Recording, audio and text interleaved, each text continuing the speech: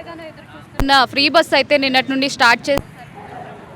మరి అది ప్రజలకి మైనస్ అవుతుందా ప్లస్ అవుతుందంటారా? ప్లస్సే అవుతుంది.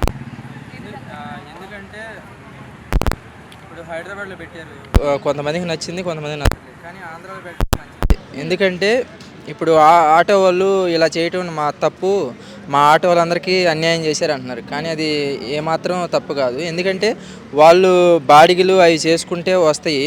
ఇటు ఫ్యామిలీ పరంగా వాళ్ళ ఇంట్లో 3 మెంబర్స్ 4 మెంబర్స్ లేడీస్ ఉంటారు, వాళ్ళందరికీ మంచిగా జరిగింది. వాళ్ళకొకటి బ్యాడ్ జరిగినా ఇటు వచ్చరికి మంచిగా జరిగింది. ఎందుకంటే ఇప్పుడు వాళ్ళు ఏదో ఒక మండలానికి ఏదో ఒక పనికి వెళ్తూ ఇప్పుడు 10,000 ఉన్నాయి అనుకో, వాళ్ళ శాలరీ 10,000 ఉందనుకో, దాంట్లో 2,000 ఖర్చు అవుతున్నాయి ఛార్జీలకి. అది ఇప్పుడు ఆ 2,000 కూడా మిగులుతుంది. సో మంచిగా జరుగుతుంది.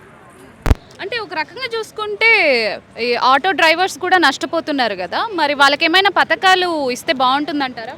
నష్టపోతున్నారంటే వాళ్ళకు కూడా ఏరుకొచ్చి ఒక 20,000 అలాగా వాళ్ళ బ్యాంకులో పడేటట్టుగా చేస్తే మంచి జరుగుతుంది. కానీ ఎక్కడ బ్యాడ్ అనేది జరగదండి. ఎందుకంటే మహా అయితే ఒక 3 ఇయర్స్ 2 ఇయర్స్ ఉంటుంది అంతే ఈ పథకం. తర్వాత మళ్ళీ మామూలే. అప్పుడు సో వేరే రాష్ట్రాల్లో ఫ్రీ బస్ పెట్టినప్పుడు మహిళలు కొట్టుకోవడాలు, తిట్టుకోవడాలు, అవి గొడవలు జరిగేవి. మరి ఆంధ్రాలో ఎలా ఉంటుందంటారు? ఇన్ కేస్ అలాంటివే జరిగితే మరి ఏపీ కూటమి ప్రభుత్వం ఏమైనా చర్యలు తీసుకుంటుందంటారా? చూద్దాం. పెట్టి 1 డే అయింది కదా, ఒక 3 డేస్ 4 డేస్ చూస్తే కానీ అర్థం కాదు బాగుందా బాగలేదా అనే పథకం.